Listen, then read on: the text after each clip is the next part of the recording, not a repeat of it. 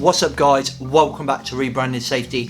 In this week's episode, we're talking all about how to create a culture of belonging in your business. Doesn't that sound good? Let's get into the podcast.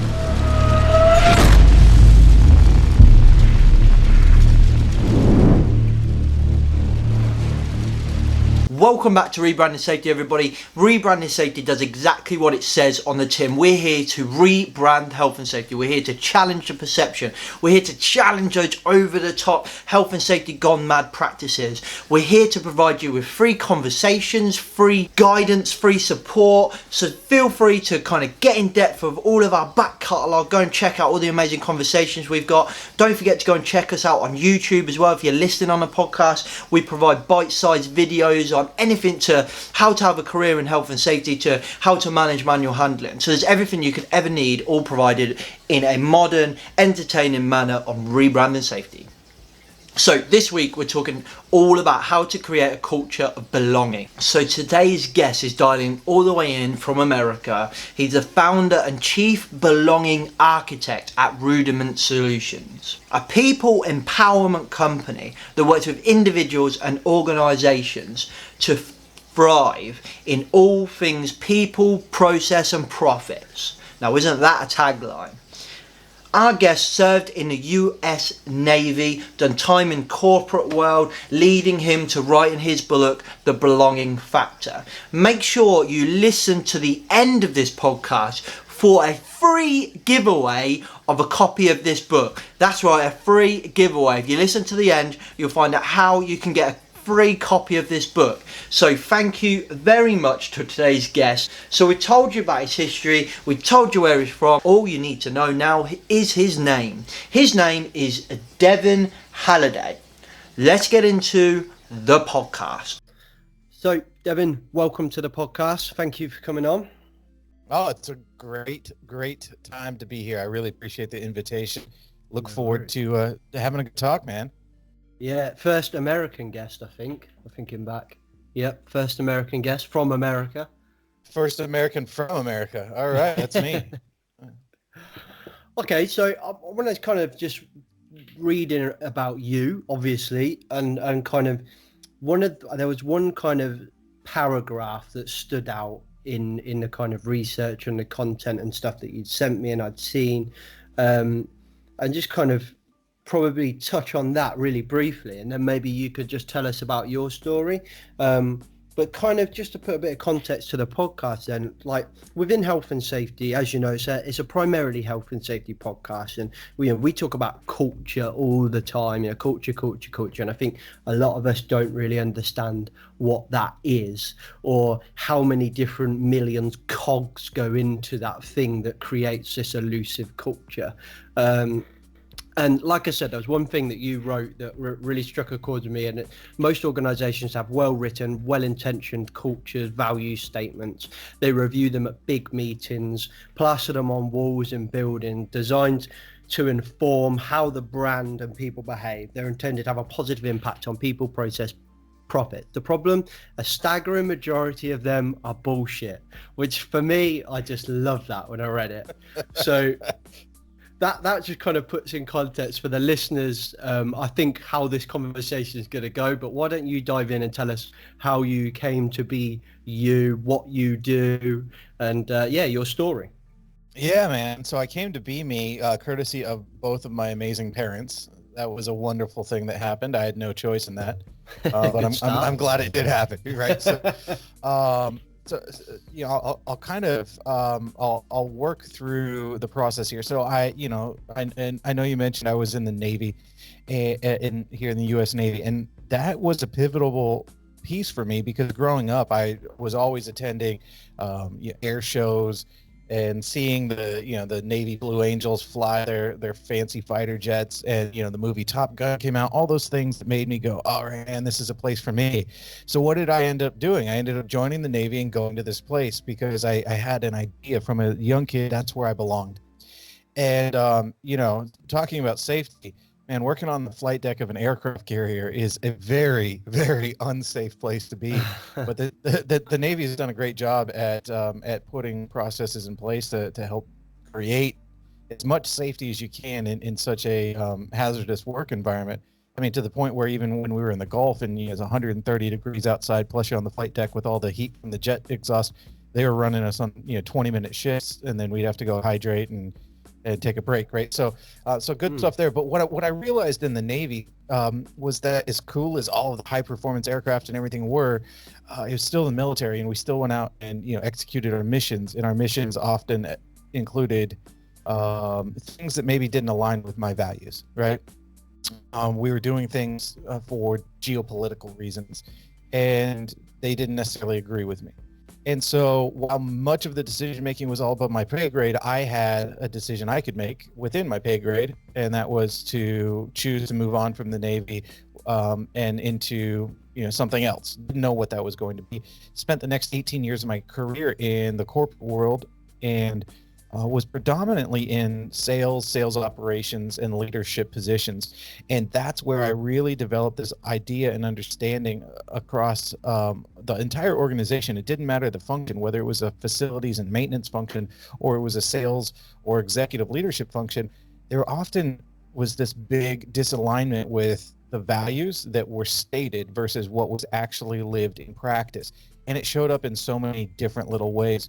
And I began really this journey when I got into leadership in that company of trying to understand what makes people tick. How are people motivated? What gives people a sense of purpose and trust of their organization, and allows them to be willing to share ideas, to give feedback, to innovate and collaborate together to actually get shit done, right? Because the bureaucratic process just was not getting it done. So that's really kind of what's informed up until this point, where then I decided that there was a next phase for me, and that was going out on my own, founding this company, Rudiment Solutions, and creating these cultures within businesses where the things that they say are important are the things that they actually do and live in their values through behaviors and actions, not just through fancy statements and then a bunch of garbage in between.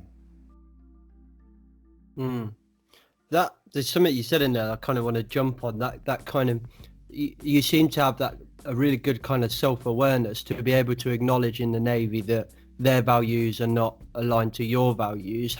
How did you go about like knowing your values? Like, I think that's something quite easy to say, but how does somebody actually do that? Because I think to be able to be a good leader, I suppose you have to know yourself first. Yeah, so I would say unquestionably, to be authentic as a leader, and we'll probably talk about that word a bit because it is a word that gets very commonly used. But to be authentic, you have to know yourself. You have to be able to be self-aware and self-analyze and understand your faults and your opportunities, as well as those things that are strengths of yours. Because also any strength can become, in the wrong situation, it can become a liability of yours if you don't know how to use it or manage it the right way, right? And so that's all all a big part of it. But to answer your question of finding my values, that's been a deep and long journey. But in that moment, that was one of the early professional moments for me, where I said, we have all these planes leaving the deck of our aircraft carrier, and I know that they are not on practice runs, that they are on missions, and they're leaving with thousands and thousands of pounds of armament, and they're coming back empty. And we had access to news and other things, and so I kind of knew what was going on the other end of that mission. And for me, it never dawned on me, and I don't know why, but it never dawned on me when I was super fascinated about these high performance aircraft and working with them, that I was in the military, and the military's job is to complete its mission. And when its mission started to involve the taking of life for geopolitical reasons, that was the part for me where it just hit me hard that this didn't feel right with me. I'd never been an activist or anything like that to where I was like, oh yeah, killing people to make money off of oil is bad. But then when you start to see that that's kind of what's happening here, for me, that was a moment where I went, okay, this is value. And I identified it in that moment that I didn't want to be a part of that type of environment, right? And not that it was anything bad, or not that it was anything that shouldn't have a purpose or place in the world at the right times. Just for me, it wasn't the place for me. So it wasn't so much, being born and raised around a sentence that is your value. It was just that kind of gut feeling you had in that moment of that this just doesn't feel right for me personally.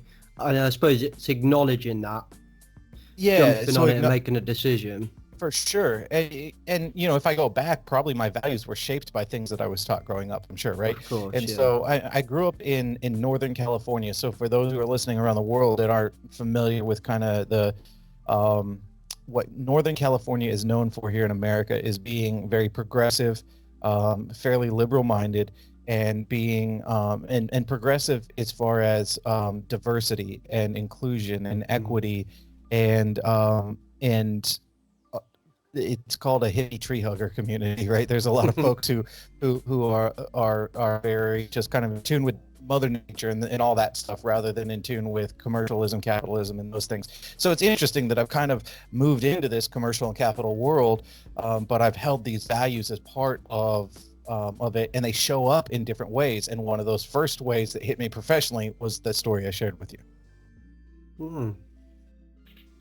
So let's kind of, two ways to go. I want to talk about your book, and I want to talk about leadership, like you say. So maybe we start with your book, and I bet we'll come on to leadership. So I imagine we might. So you've wrote a book. Your book's called Belonging Factor. At what point, what took you to that book? So you've left the Navy, you've gone into your corporate world, you've started your own business, you've got your own values. At what point did you go, you know what, I could do a book on this? And what was kind of the aim behind the book, if that makes sense? Yeah, man. So great question. And for everybody listening, everybody has their lived experiences and their stories, right? And those things that inform kind of who they are and what they're about, and you make decisions about what the important things are. And so for me, over the course of my time with Verizon, the company I was with for 18 years, it really was evident in my developed leadership style that it was about people first and what people wanted to accomplish for themselves and in their lives, and the differences that they had within the environment of a team, and how to bring all those things together to help that be a motivator to deliver business outcomes.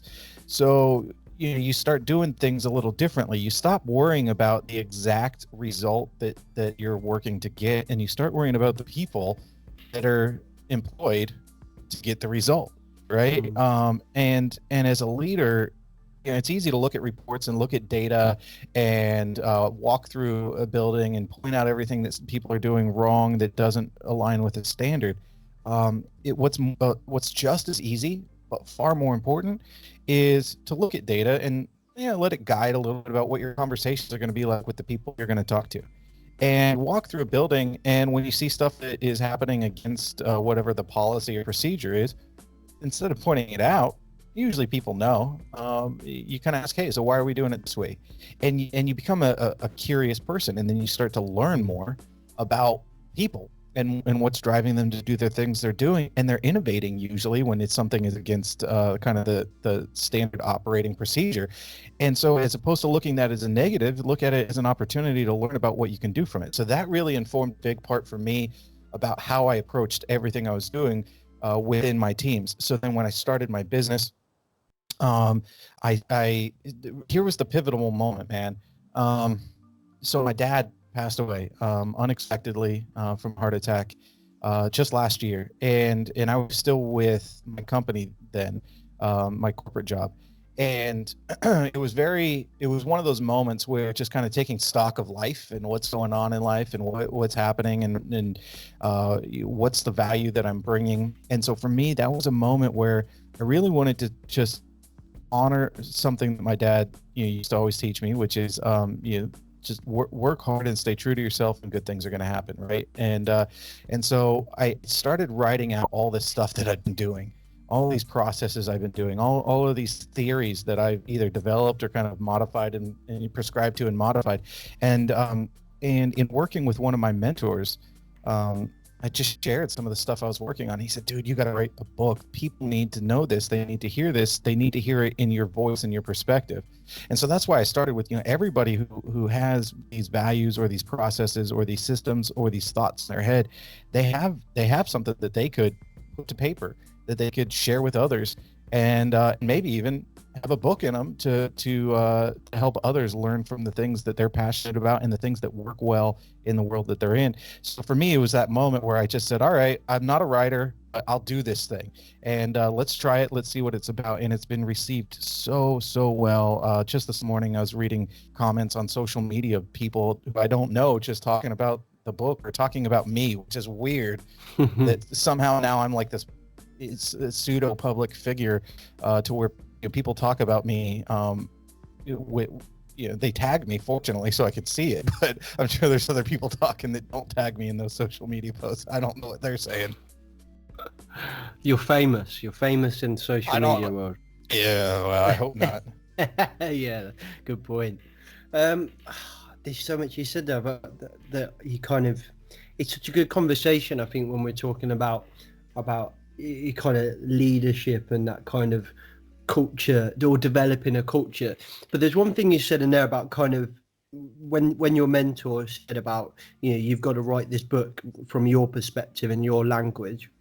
And I think like the leadership games, so like consultants on leadership and people that teach CEOs, etc., on leadership is quite a popular market at the moment. There's a lot of people writing a lot of books, doing a lot of content, etc. And you said about writing it from your perspective and your language. Do you think that's important to get that kind of diversity of people's interpretations on leadership, or do you think there is too many people in that game at the moment? Yeah. So there's a famous saying that everything's already been written. Now it's just being rewritten, right? When it comes to this game, and I don't subscribe to that philosophy. So are there a lot of people in the game? Yeah. And are there people in the game because it's what they grew up knowing, in their professional life, and they do it because it's a job and pays the bills? Yeah. And are there companies that maybe don't have the best motivation or intention in working with a leader or an organization because they're just trying to extend, a contract for as long as they can to get as much as they can out of it over extended period of time? Yeah, those exist. But then if the real test here is, and this is the important part, is to really start to identify what your values are, aligned around integrity or aligned around gratitude or aligned around safety, and then find somebody to work with who supports and shares that same alignment of values. So yeah, there's a lot of voices in the game, but for me, coming at it from the perspective I came at this, I'm certainly not the first person to talk about the idea of belonging or workplace cultures. But I do believe that everybody has a voice and a perspective to add. And for me, I'm an avid collector of information and resources. I love to learn about successful people, successful organizations, and successful personal histories. And so as a result, I end up getting a lot of different perspectives on the same set of information. And that's super helpful when it comes to making decisions as a leader. Thinking about health and safety, and just kind of this idea of maybe you're a leader in that space. You're listening to this right now, and you've got protocols, right? You've got what's written as the scripture, so to speak, of how things have to happen. And some of that is legally mandated, and I understand that, and maybe we can do away with some of the BS legal mandates, but there's also stuff that's policy or just kind of internally driven. And so as a leader, what I find to be the most important skill you can do in kind of developing this muscle of being curious is talk to your people, talk to the people who are operating equipment or the people who are working in an environment, get their feedback, because the reality is they're so much closer to it than you are. And if somebody's doing something just slightly out of regulation, it's worth inquiring as to why. And you might have a problem you have to fix, or you might have a new solution to solve something even bigger because of the way this person has invented or innovated approaching their work. So to get to that kind of, I agree with what you're saying. I've said for a long time, the power of why, that just that one word of saying, oh, why are you doing it like that? You can come to either a point of learning for yourself or a point of learning for that person. Either Absolutely. way, someone's going to learn, which is amazing. I think the one problem, especially in the UK, what we have is having that creating that culture, which is probably a great point to kind of start talking about your book as a belonging culture, but creating that culture where somebody feels comfortable. So me as a machine operator, for example, feel comfortable to explain why, as opposed to going, oh shit, sorry, I'll just do it how I'm supposed to do it. Yeah. So how do we create that kind of, like your book's called The Belonging Factor? Yeah. What is a belonging culture? How do we create that comfortable environment? Yeah, man. So let's get down to it. So, trust is ultimately one of the most critical foundations of a culture of belonging. Trusting that your direct supervisor, whoever that may be, maybe your direct supervisor is the CEO, it doesn't matter, that your direct supervisor is honest, has integrity, is fair, is open, is, all of the things that really go into that core underlying trust, right? That they're going to do what they say, that they what I'm trying to get at here, that they do what they say. And they walk the talk. And so as a leader in building that, there are so many moments where you can erode trust and not even realize it as a leader. One of them is saying you're going to do something and not do it because you got busy or whatever else. But that's fine as long as you acknowledge with the person that, hey, the timeline's going to move, or, oh, I'm not going to actually be able to get to it because of this, and acknowledge that. So, I mean, that's a critical one. But so trust is a big one. Being authentic as a leader, knowing your values, knowing what's important to you, knowing that there are clear standards, and explaining very clearly what they are, working with your team to make sure that the team can articulate back the importance of those standards. But then here's the big one. You want to build some sort of a sense of alignment of the core important values to the organization, to the leader, and to the employees. And one of the best ways to do that is to empower others, to champion others' ideas, to create a system where people don't feel, like you said, that, oh shit, what did I do wrong? Fine, yeah, no problem, boss, I'll get back to it. But instead feel empowered to give that answer. So it could start with some things as, anonymous suggestion boxes if people are in some way mistrusting, right? That's one way that you can kind of get the process started, as long as you take action on those things publicly, acknowledging them, and that'll start to bring that sense of trust in. If a person recoils instantly in that whole, like, oh shit, am I in trouble moment, that should be an indicator to you, the leader, that there is this fear in your leadership to that person, that they are compliant out of fear rather than in some way collaborative with what you're trying to achieve. So it often starts as basic as the approach, right? Hey, why are you doing that?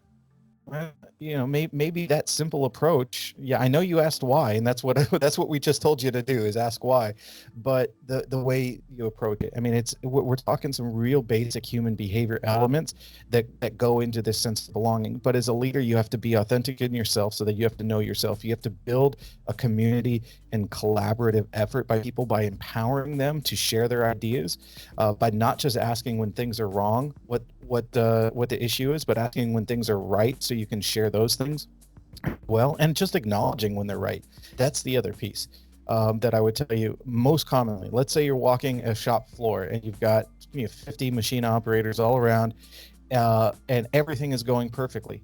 Don't just keep walking. Take the time to tell every single person that what they're doing is amazing, and thank you for doing it. Right? That there is one of the critical elements that will continue to build that empowerment. I love that. I spoke a while ago to a local colleague actually on the podcast, and we were talking about, there's one thing I've said for a long time, that in health and safety we should treat people like I treat my dog. Now, that normally gets attention, which is good because that's what I'm trying to do. But the point is that when I'm training my dog, he gets positive reinforcement. He gets treats every time he does stuff. It's we're moving away from that old-fashioned saying that we have in the UK that good is expected, and bad is spoken about. And I think we're still there. And within health and safety, we're stuck in that old-fashioned mindset. We walk around saying, "You're doing this wrong. You're doing that wrong." Why aren't we? And I think I actually said in a podcast, embrace our inner Americans and go around and start high-fiving people, not to kind of stereotype, but to be. Hold on, I got to ask a question. Is that the stereotype that in like the work environment in America, we're walking around like giving high fives? I don't think it is. No. You got to answer. You got to answer the question. What I meant by that is that in England we have this stiff upper lip, right? Yeah. And we are very insular. We are very prim and proper, and I think we still have that now, and we're getting more out of it. But I find personally that Americans are a lot more outward, a lot more verbal, a lot more vocal. They're okay with the kind of public display of affection and high fives and stuff like that. In England, especially in a work environment, I think you'd struggle for stuff like that. To have that kind of walk around and be like, "Oh, great work, man, that's awesome stuff." You wouldn't get that in England. You would, because good is expected. That's what I meant by that. It's fine to expect good, but don't treat it like it's an expectation as a leader to your employees, right? So, like, in what I say by it's fine to expect good, I operate with this understanding that as an employer to an employee relationship, you're in a contract essentially, right? The employer has said, in exchange for you doing a good job at all of these things that you've agreed to do, I'm going to pay you on time. And when you have people who show up and do a shit job, the company doesn't show up and give you shit wages. You still get paid, right? And so I do believe to say good is expected is at the most fundamental. I don't know that anything is wrong with that because there is that contractual exchange already happening, right? I didn't walk into the interview and say, "Hey, listen, I'm going to do a shit job if you hire me, as long as you still pay me the same amount," and get hired. That didn't happen. I walked in and I told you all the things that I'm great at and how I'm going to do all this great stuff for you. Is it reasonable to expect good? I do think it's reasonable to expect that, but that doesn't underscore or that doesn't remove the ability to walk around just only telling people when things are wrong. And so here's what I'll tell you. It's so funny you said the high-fiving thing. I'm like notorious for that. I walk around all the time. I walk around all the time high-fiving people.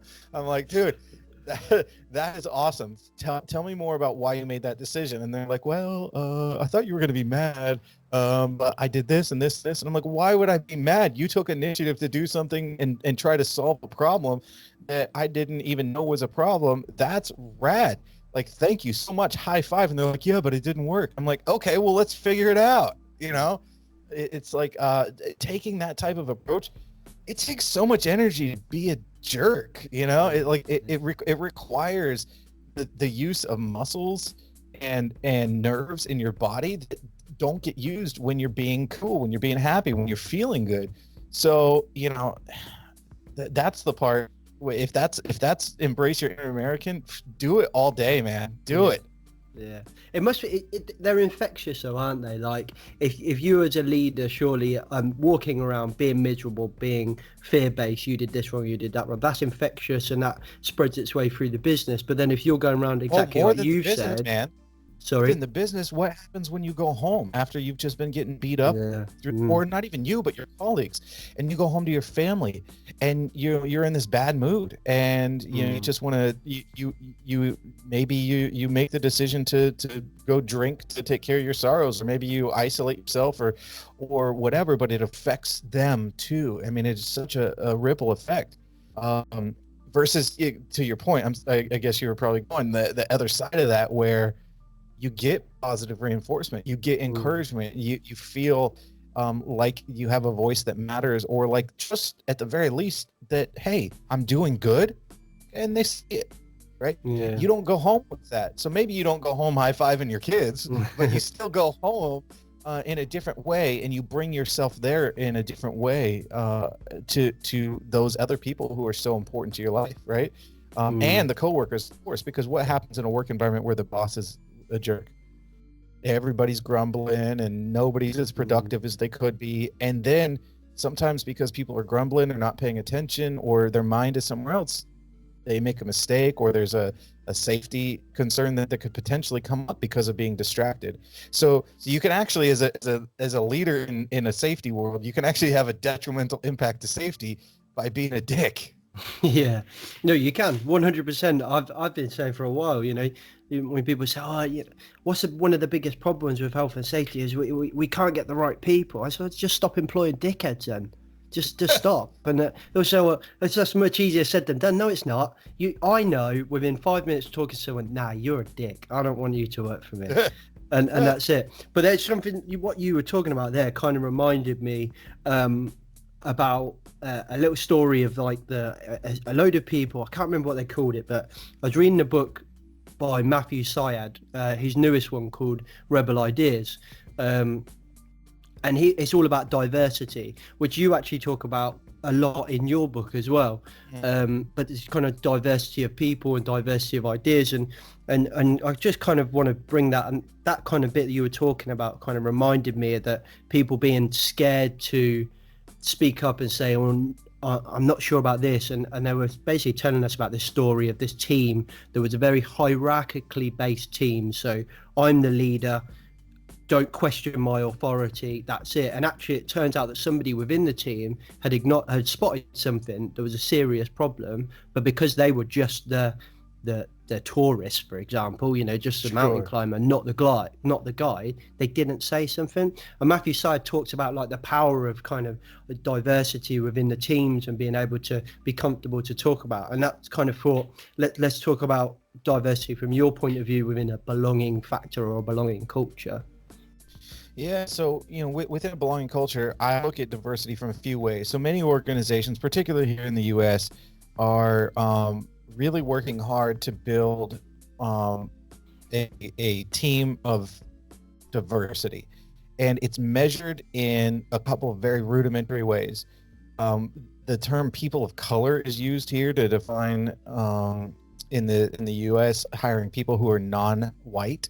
So there's a POC ratio, and then there's a gender ratio. So how many women versus men in these positions. And then there's a few others, anybody with a disability, anybody with, a veteran status, military veteran status.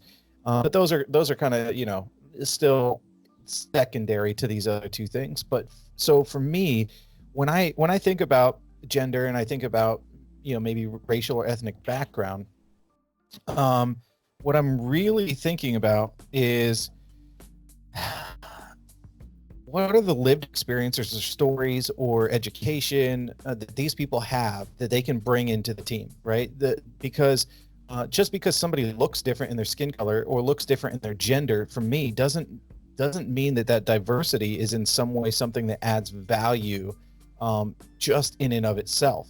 And so creating a culture of belonging and having diversity as a big, and inclusion as two big pieces of the foundation of a culture of belonging means that we're actually not just looking to say, hey, all right, we hired 5 black guys, 2 Mexican women, and a disabled guy who's a veteran, and then just ending your story there. It's about saying, hey, we hired these 6 people who have these amazing experiences and backgrounds. Let's figure out how those help our team be better, how those help our team collaborate better, how we get all of those differences aligned into one single mission or one single vision. And so that's why I talk about this values piece being so important, because if an organization is clear about its values and it brings in people with diverse backgrounds, so that cognitive or thought diversity too, not just what you look like, and understand that now the work starts. It's not done because we hired a diverse group of people. That's what starts our process about now making our culture strong. And then in turn, our innovation, our commitment, our collaboration stronger to deliver the types of outcomes we need, whatever they are. Maybe it's to go sell something, maybe it's to manufacture something, but you're going to do it at a better level once you have the strength of those people, because now they feel like they have a voice, they feel like they can work together to achieve goals, and you've empowered them to make decisions or share feedback, what I call constructive dissent. So like in that story you shared, I want somebody to tell me and to feel comfortable to tell me if they feel like we're going down a wrong path and they have data to support it. You don't need a solution yet. Just help me see something that's a blind spot for me. I don't want in a hierarchical structure where, because you feel fear to share with me, then somehow I might make a multi-million-dollar mistake, right? Or potentially a mistake that costs lives, as opposed to having that environment where a person can feel comfortable, say, hey, so listen, we're all saying that this is great, but I see something here. Let me share it with you. That's the culture to build, right? And so the diversity part of it, and that culture of belonging, starts with acknowledging differences and hiring differences as a culture add, or something that adds to the capability of your team, not just makes it look different. I don't know if in the UK that's still like kind of as much of an issue around hiring practices involving diversity. I think we're in the same boat. I think it's a big focus for us is that trying to have the right diversity in the right place. But I think exactly what you said there, we don't realize the actual potential of that, of those different cultures looking at things in different ways, and just being able to add that diversity of conversation, diversity of ideas. We literally, exactly the same as what you were saying, we follow those very rudimentary kind of database sets. We have hired 6 Muslims and 4 Sikhs and 4 Christians and 7 Catholics, whatever, 4 white people, and you could go on and on and on all day. You know, what we don't then do is kind of utilize that within the business. And as you were talking, I was just thinking that there was this amazing bit in the same book from Matthew Syed that where they talk about they got a group of Japanese people and they got a group of American people, and they showed them a picture or a real fish tank, I can't remember, and the American people were asked to describe what they saw, and they spoke heavily about the fish that they saw.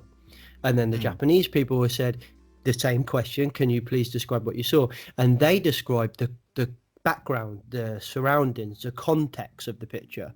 And so if you just hired Americans in this one example, you're only ever going to see the fish. Yeah. If you just hire Japanese, you're only ever going to see the fish tank. You're never going to see the fish. But if you hire Japanese and American, you're going to get a full picture. And for me, I just read that and I thought, wow, one, what a fascinating bit of research that must have been to do. But two, how much of us, such a simple way to put it. And to realize the immense power there. And you seem to be talking about exactly the same thing. Oh yeah. So, and you kind of talk about like I said, everything's been rewritten. It's just been written. Now it's just getting rewritten. yeah, exactly that. And you talk about it should be the number one priority in businesses in your book. Yeah. So, but businesses have got to make profit. They've got to, they've got the health and safety guy banging on the door saying they need to do risk assessments, and they've got so many other priorities to do.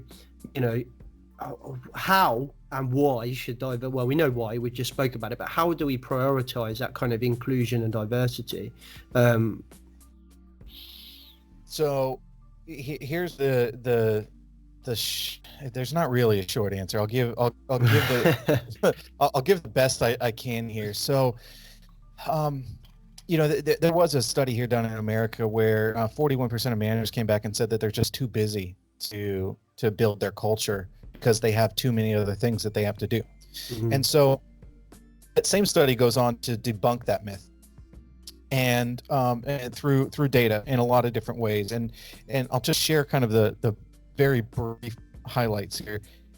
The first piece is they examined all of the time that leaders spend doing all of these other things that you mentioned, right? We've got these meetings we have to get to, and these calls we have to be on, and this product we have to this, and this place we have to visit, do a site visit, and the health and safety guy who wants to do this thing, and my operations review that I have to prepare for.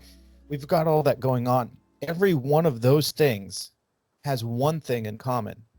They might have a couple, but they're pretty different categories, right? But they all have one thing in common.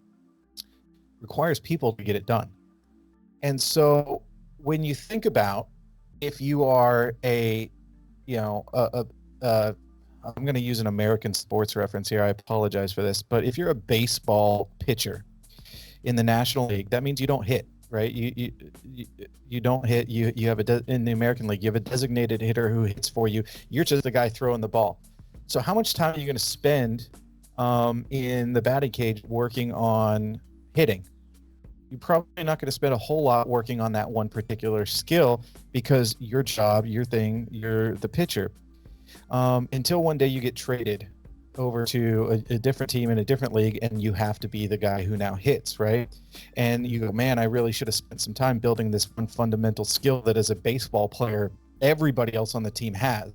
And I decided I wasn't going to build it. Well, so I use that example to kind of illustrate this idea that if people are at the core aspect of everything that you have to accomplish, whether it's your sales results or production results or anything else, and the team you lead are the folks who are getting that done, then how could anything be more important than sharpening that axe, right? That's the axe that's going to go chop down the tree, is those people, right? So if I'm worried about, man, I'm too busy because I have to really, study this data and get a hold on the data so I can make sure that I can tell my team that they're not doing good so they can go do better, that is just wasted time.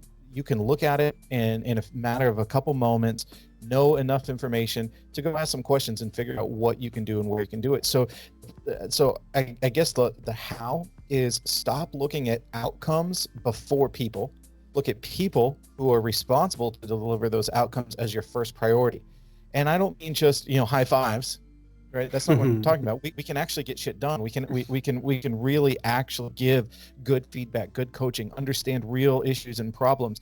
And then when we have a conversation with maybe that recruiter who is trying to find people to fill the position I have open, I take the extra 30 seconds or minute to lead with what I want to see from a culture standpoint or a background standpoint of an ideal candidate, rather than just skills or capabilities, right? But something else that is going to add a dynamic to the team. So it's about do the same things you're already doing from an activity standpoint, focus on the people. And what you have then with empowered people is less mistakes being made, which means less messes to clean up. And those messes take time, right? Which means less issues with results and performance that cause you to have to be on these extra calls or go to these extra meetings, which take time. So it's like, I think we could use this example. All right, I use a broken arm example. I think you have a Band-Aid example. But right. So if I have a broken arm and it's a compound fracture, the bone is poking out of my skin, and I'm bleeding everywhere, and you come up to me and say, "Oh, mate, I got this," and you wrap a bandage around my arm and my bleeding stops, and you go, "All right, back to work for you because you're not bleeding anymore." Like what?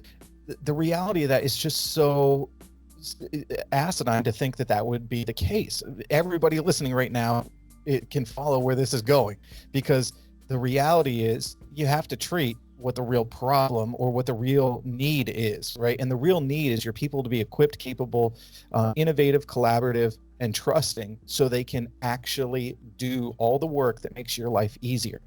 Trust me, my number one job as a leader is to have my team so good they don't need me. They don't want me even, right? Because they're so good at what they're doing. And I know some leaders are afraid then that makes them obsolete or insignificant. Yeah, exactly. So now go get your promotion, because you've done what it takes to create such a great thing here that you need to go replicate that in other or bigger places. So yeah, that should be your mission. Make yourself obsolete in this role so you can take on a bigger or more challenging or different role.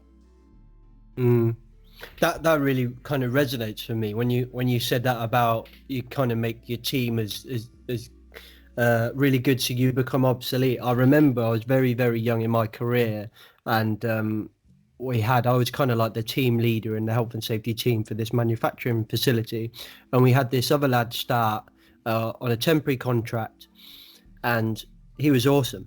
And we'd been after an awesome assistant for a long time. We'd really struggled to get somebody. And I was very young, very naive, and sat with the managers. And they're all asking me, "Oh, what do you think of that other guy? I'm hearing a lot of good stuff." And I was like, "Yeah, he's all right."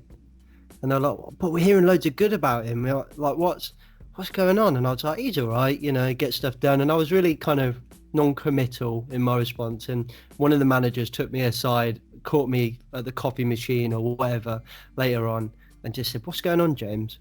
And I said, like, he's good, like he's really good. And they were like, yeah, so, you know, use him and teach him the safety side, because he was very quality focused. So, you know, teach him the safety stuff. And I was like, I don't want to, because I was threatened by him as opposed to wanting him to be part of the team. I was threatened by him, and I remember that manager being like, you know, you're looking at it the wrong way. If you can bring that guy into the safety side and the team becomes better and you're the team leader, then we're going to be looking at you saying, wow, what a great job. And then he's going to jump up to your spot and you're going to jump up to the next spot. And I remember that conversation to this day and think about that, and that kind of resonated when you were telling that story there.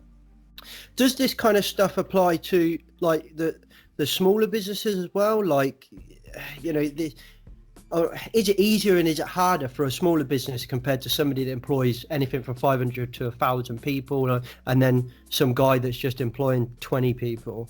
Is it any different? Is it the same? Yeah, so fundamentally the principles are the same, but it is different. And does it apply? Yeah, it absolutely applies. Anytime that you are interacting or interfacing with other people, all of this is really important and really good stuff to think through and have as a plan in your organization, because everybody that I've ever met in a professional setting knows that they're capable of giving more than they give on any given day, on certain days, right? Mm-hmm. And knows that they have ideas that they haven't shared or haven't felt comfortable to share that would be helpful. And that same dynamic can exist in a small office. In fact, I have an example very recently. I was working with somebody. It's a team of 6, right? The entire company is 6 people, and the founder, owner, he's the office bully, which is horrible, right? And so with a team of 6, he's intimately, as the owner, involved in everybody's face every single day. And so you could do that and go about that in 2 different ways. Build an environment where people trust you as that leader and that owner who's in their business every day, and feel compelled and want to do such an exceptional job to either earn your praise or earn an opportunity. Or you can be that tyrant and that bully and that person who beats people down, and then you wonder why you constantly have turnover in your business, and you're always hiring people and you're never accomplishing the things you need to. And so that's one of the biggest places that this has a negative impact, because we haven't really talked about that yet. We've talked about the positive impacts, but the negative impact, and this is the same for large businesses, your best, most productive, most innovative, creative, and able people are the ones to leave first, because they won't put up with the bullshit. They know the value of their skills and their abilities, and they shop them out, or they get recruited out, candidly. And so who's left? The people that your middle 70%, and then the people that you're actively working to try and develop or move into another role, right? And so so you end up having this turnover at your most capable position. And if the old adage is true that 20% of the people do 80% of the work, guess what? It's that 20% that you're losing. So you're just constantly handicapping your business. So is it more difficult in a large size business than versus a small size, to answer your question? It's more difficult to do it or as an entire organization when you have 10,000 people versus when you have even 100. 100 is much more manageable to do as an entire organization, because there is more opportunity to align and inspect and support and high five all those things that are going right. In a large organization of say 10,000, you end up with so many hands that are involved from the top down that could interpret the message a different way, or not think it's important and do it differently, or not do it at all, to where it does become a little bit of a challenge. And so there are certain building blocks we put in place in large organizations that aren't necessary in smaller organizations for it to have that work. But here's the reality. So you're listening to this, you are a manager in a large company, but you have a team of maybe 6 people or 10 people. That's all it takes, man. You can do this all on your own with your team of 6 or your team of 10. And people will be coming to you and they'll be asking you, why is your team doing so good? Why are these numbers so great? Why is this happening so perfectly?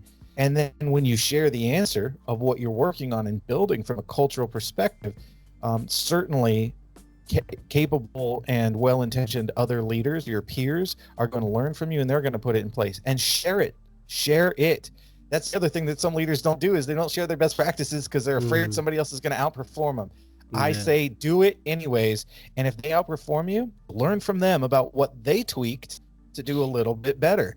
And then you go take that and tweak that and start doing better than them. I mean, I love competition. Competition is great. It's fun. It makes the work environment sometimes pretty cool. So share and compete with everybody having the same set of information to work from. And culture is that one that guaranteed all the time employees perform better, results are better when that culture is intentional and it has that true sense of a feeling of belonging and trust, where collaboration and innovation can thrive. Wow. Sorry, man. I just dumped a whole bunch on you. No, that was good. I was just sitting there like, oh, like that was good. That kind of thing you were talking about there about competition. You talk about like customer loyalty or customer belonging in your book. So like what's the difference? And you know, with all that, yes, there is a lot of competition in nearly every game. You know, within a safety game, you know, from my point of view, there is so many consultants out there that are all competing for the slice of the pie. I've always said that there's a lot of people out there. It doesn't matter what you're selling. There's always going to be enough 9 times out of 10 for you to get your slice of the pie as well. However, how do you build that kind of loyalty, as I would say it? But for you, how do you make a customer kind of belong then? So would that come inherently from you making your employees belong? Like Richard Branson says, like you focus on your staff first and they'll look after your customers. Is that the same kind of thing? Yeah, Branson has that thing right for sure. I mean, it's that's a big statement, right? Meaning there's a lot of detail and work that goes into actually making all that come together. And this is where now, so the belonging factor helps bring that tactical element to Branson's statement, right? And so the principles that I identified across leaders and brands that are incredibly successful are their shared principles. The 5 principles I write in the book are shared between a brand, which is this kind of, I don't know, institutional object, and leadership, which is a direct relationship with people, because a brand, if you're doing it right, is just a relationship with people. So I use a couple of different examples in the book. One of them, though, when it comes to the brand and building loyalty, right? Building a customer base that is never going anywhere. Even if you piss them off, they're not leaving, right? And so the example I use is a company called SJC Drums. They're out of Massachusetts here in the U.S. And it's a drum manufacturer, like musical instruments, right? And they're competing in a space where, you think about the product they sell. Like they sell a very high-end custom product. People pay, $8,000 for, or whatever that is, like 10,000 pounds or something, for a drum set. That sounds crazy, right? And they buy 1 or maybe 2 in their lifetime. It's not like they're going bad, right? And so you're talking about this idea of forming a relationship with somebody to have them give you your money once, maybe twice in their life for something. But SJC has gone about this in such a crazy cool way about building what they call their family. It's not their customers, it's their family. And they've intentionally built a community, both online and offline, where customers of this brand get together and they collaborate and they share their stories and their ideas. And the company is active in those communities, whether, again, it's online, like on Facebook, or it's offline at events or other things that happen, where they are soliciting ideas and they're listening and they're offering ideas and solutions back to folks. That is so critical in the first step, where people feel like there's just calling them family doesn't work. You actually have to treat it that way, right? You have to listen and respect and share and also collaborate and high five, you know. And so the reality is those principles of building community and really defining what our identity is and our behaviors are, and empowering people and giving people a voice and bringing diverse groups together, and then figure out how to highlight all of the diverse backgrounds as strengths that people can learn from and share from and collaborate with. All of that stuff is the exact same for a leader and a brand. And so when you talk about building loyal customers, and I said, you know, even if you piss them off, I mean, you still have to take care of them and correct the situation. But some companies don't have that fortunate relationship with their customers. So if you upset them once, they're gone, even if you make it right. And so one of the biggest things that companies have to not do is compete on price, right? And because competing on price ultimately ends up being good for consumers in short term, but is terribly handicapping to businesses in general, and sometimes industries, right? And so the best way to not have to compete on price is to create an environment where your people feel so compelled to be a part of your organization. Harley Davidson's another one, right? Harley Davidson motorcycles. People put the tattoo of the Harley Davidson logo on their body. Yeah. Why do they do that? Do they do it because they love their Harley Davidson that they bought so much? Maybe, but not usually. They put it on their arm, somewhere that's just below their sleeve, somewhere where people can see it, so people know that they're a Harley rider, because they want to be part of that community, part of that family. And do you think that person is ever going to buy another bike besides Harley in their life? Absolutely not. I think a great example of what over here in the UK would be Volkswagen. We've got quite a big Volkswagen community locally to me in oh Jesus, where is it? I can't remember the name of the place now. Anyway, there's like a racetrack locally, and they always have a Volkswagen festival every year, and the amount of people, the local villages are just full. Like if I go out on my bike around the VW festival, there's just campers and Beetles everywhere, and the roads are just full of them, and you just think, God, that's some loyalty to a brand. Like some people, exactly the same as the Harley Davidson people, some of these people get tattoos of that VW circle on there, and you just think, wow, that's just phenomenal. How do you get that kind of loyalty? And I suppose that is the kind of question. Do you start with your staff first? Do you focus on developing loyalty within your business first, and then that will just become infectious and spread? So it's an and, not a or not a plus, but it's an and, because if truly you've done the first step, which is identifying and understanding what your values truly are. So like SJC, the company, I gave you the example from their values: quality, culture, and identity, right? So that's the basic principles of their values. And so everything has to align with the highest quality, period. That means not just the drum that they manufacture, and not just the supplier they get it from, and not just the equipment, machinery they purchase to make the products, but also the interactions that they have with each other, right? And then so they have ways to measure the quality of meetings, for example, when they do meetings. And so it starts with defining that, because once you define that, then you can start to lay out what the behaviors are that exist in your organization that support those. And so you'll identify within the marketing and PR departments and advertising departments all of the behaviors that should exist that don't just regulate how those employees interact and interface with each other and with their employer, but also it informs very clearly how the brand then, who these people drive, right?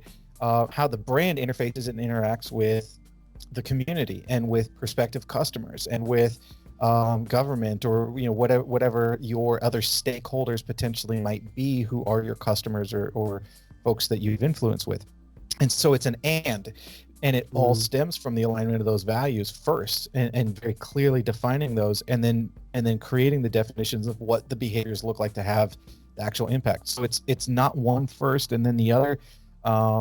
Certainly you don't look after your employees and your employees aren't going to look after your customers. Branson was totally right about that. But both can happen and must happen simultaneously. And when they don't, that's where you have the opportunity to start to figure out why. I, I 100% agree. I'm just kind of trying to put myself in the position of, say, like a CEO of, Yep. let's say a car or motorbike company that wants to be the next Harley Davidson, that wants to be the next Volkswagen, create that kind of community, that loyalty within and without, so their customers and their staff. And they're kind of thinking, well, that's all well and good. I know my values, but how can I get, say, a cleaner of the offices align their values to my values, or the strategic management team? They're all in a very specific role. They're there for a very specific reason. They've probably spent their life trying to become a strategic manager within the board, and they become inherently very passionate about that. But a lot of people in these kind of manual labor roles are there because they just need a job. They want to go in, get a job done, and go home. You could say the same for forklift driver, pick and packer in a warehouse, whatever. They just want to go in, get a job done. How do you align values of two inherently really different roles in a business? Yeah, so I don't know if I could give you the exact same, alignment of values with the CEO who maybe is worried about his vacation to Bali, and the guy who's just trying to put food on his table and get his son to university or something, right?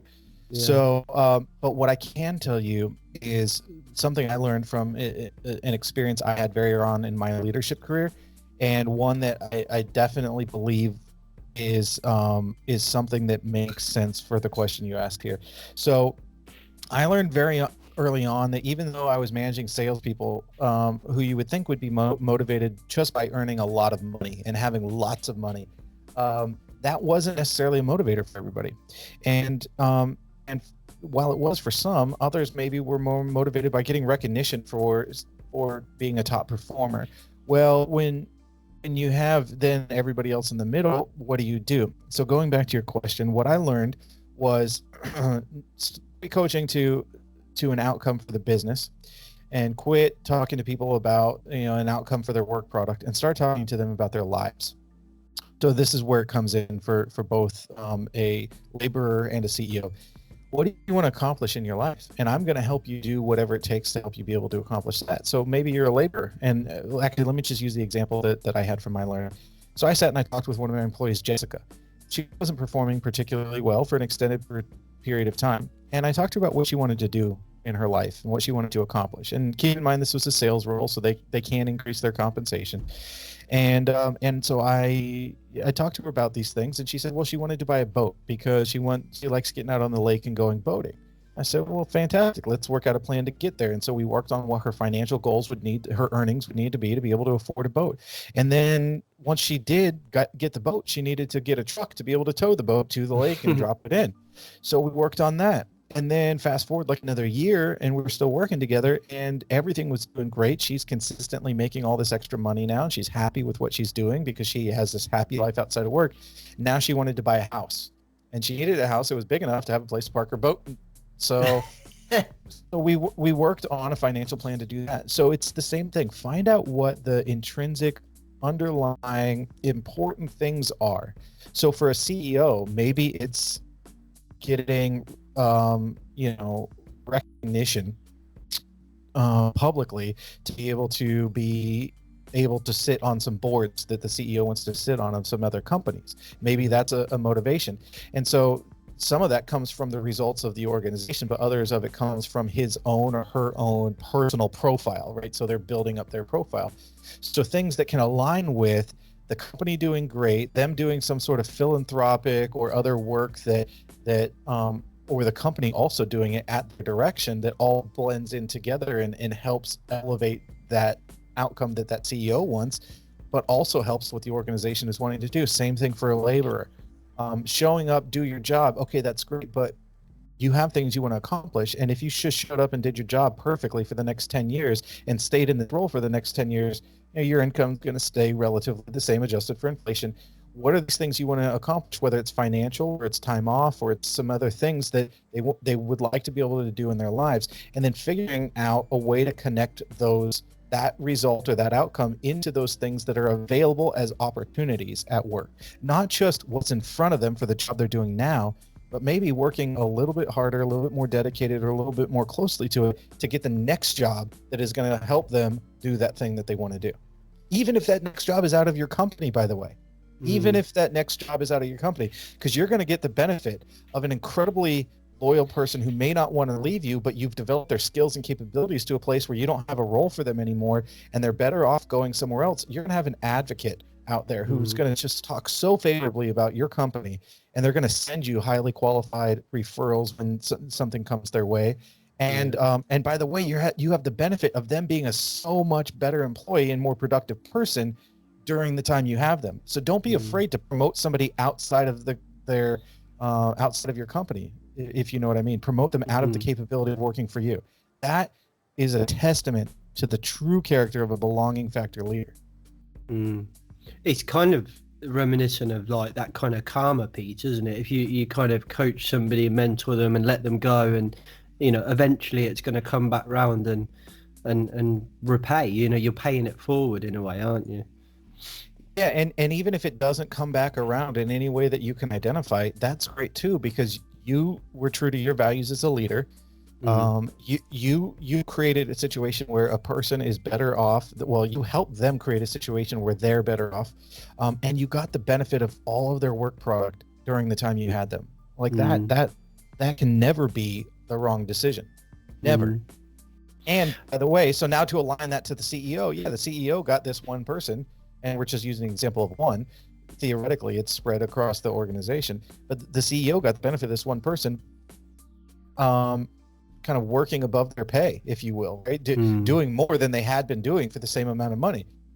Beautiful. Love it. And I think there's part of it is also just that kind of, I can't think of the word, but it reminds me of doing this podcast. You get the odd person that says something nice on LinkedIn or Twitter, shares it and says good podcast or whatever, and that's really, really nice.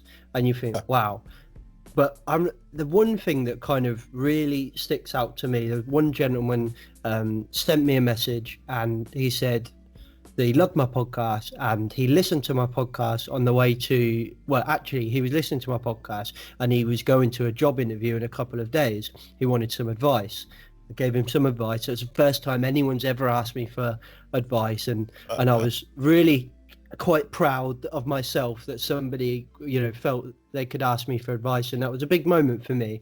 And I felt really invested in this young man now, like straight away, and gave him advice, and he went away. He got the job, but he messaged me the day after either the interview or got the job, I can't remember, but he said he listened to my podcast on the way and used bits from my podcast to use in the interview, and he just wanted to say thank you.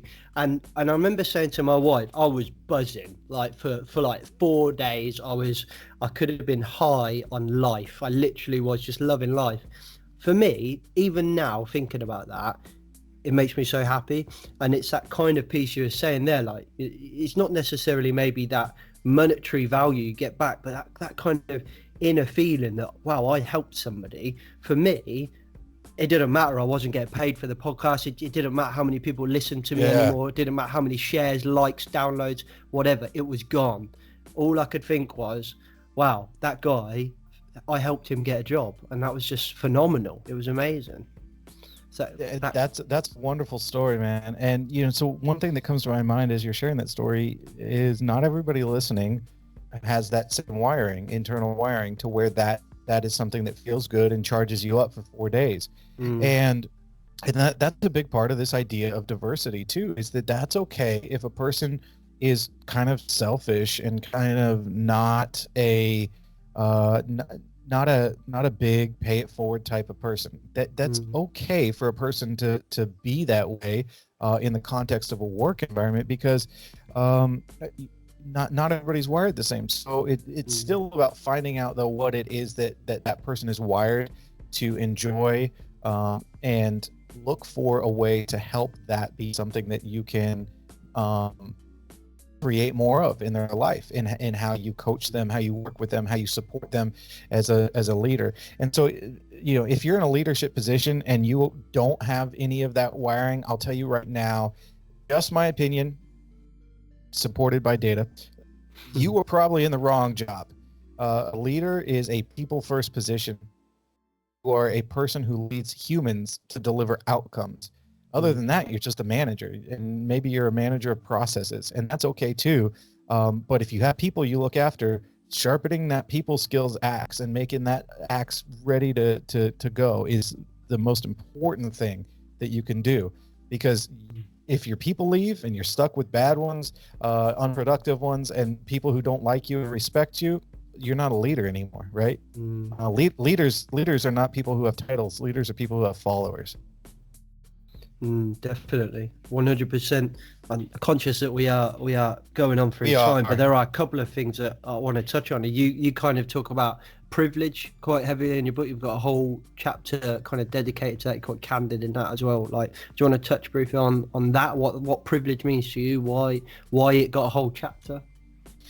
Yeah, it did get a whole chapter, and here's why. So, as a straight white man in America, I'm in the historical majority of all kind of power roles and decision making in my country, and unless you are, that kid who grew up with your parents, super wealthy parents or something, telling you that you have all this power and privilege, and you grew up with that, which I don't think most people are. Then, so like for me, I was unaware of all of the benefit that necessarily provided me, all of the advantages that I potentially had for nothing that I did, just something that was done for me, right? You asked me my story of how I got here, and it's funny, I'll circle back to that. I got here because of no decision of my own. I got here because of my parents, right? And my parents were both white, and I happen to be straight, and all of those things happen, and so now I'm this white straight male in America. And there were these moments that it really started to kind of hit me upon reflection of where I might have had an advantage or an opportunity that somebody else didn't have, just because of that. And one of those was actually in boot camp in the Navy. I was a person who was in what we call the Sea Cadets. It's kind of like imagine like a Boy Scouts for. Yeah, we have the same over here. Okay, beautiful. And so, and so I ended up as a Sea Cadet, then going into the Navy, and they were trying to choose the people in charge of us at boot camp, the drill instructors, to choose who would be the recruit leader. And they chose me because I was a Sea Cadet. And so then I started kind of leading them. And I was talking to and getting to know everybody else in my boot camp division. And I found out that there was another dude there. He happened to be Hispanic. He was also in Sea Cadets for longer than me. He outranked me. He was in better physical condition than me. His ASVAB score, the military test that you take to get in, was higher than mine. So by all of those kind of objective metrics on paper, he might have been the guy. He probably should have been the guy to lead us. And my two drill instructors were both white men. So I didn't see this or really recognize this in the time, but upon reflection, I realized I was awarded that position when really nothing that they were evaluating that I could tell put me ahead of him, except for the fact that I look like them. And so I bring this up and I write about it in the book because there's an importance of what I call allyship, or being a person who looks for opportunities to recognize something that is wrong, or that is, in this case, I'm talking about privilege that gave an advantage to me, which means disadvantage to others, and be an ally for those who may be disadvantaged. Be an ally for that person who has shared with you as a peer that they have these ideas about how something could change at work, but they're too afraid to, or they don't feel like they can explain it to somebody who would maybe actually listen to it. So be an ally for them, particularly if that person is somehow on the other side of the opportunity divide, right? And maybe you're a white guy, and so maybe they're going to listen to you even though they won't listen to him. Is that fair? Hell no. But does that mean you can do something about it and start to use your privilege as something that can help others? And more importantly, if it's something that helps make your job easier, be selfish about it and, share it, right? And help this person share it. More importantly, don't just take it from them and run with it, but help them share it. And sometimes that means, as a person who has some privilege, sometimes it means that you have to be the one to at least open the door to the idea, and then you can usher them along.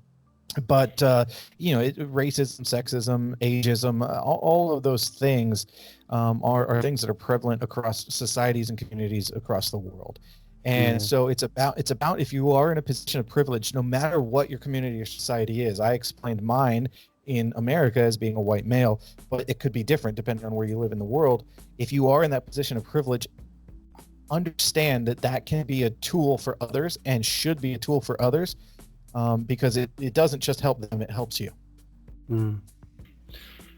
Well, fair play for kind of trying to address what is a massive international controversial subject in a book about leadership, where a lot of people would probably just avoid that and just be like, nah, I'm not going to talk about privilege. So fair play to you for kind of addressing that.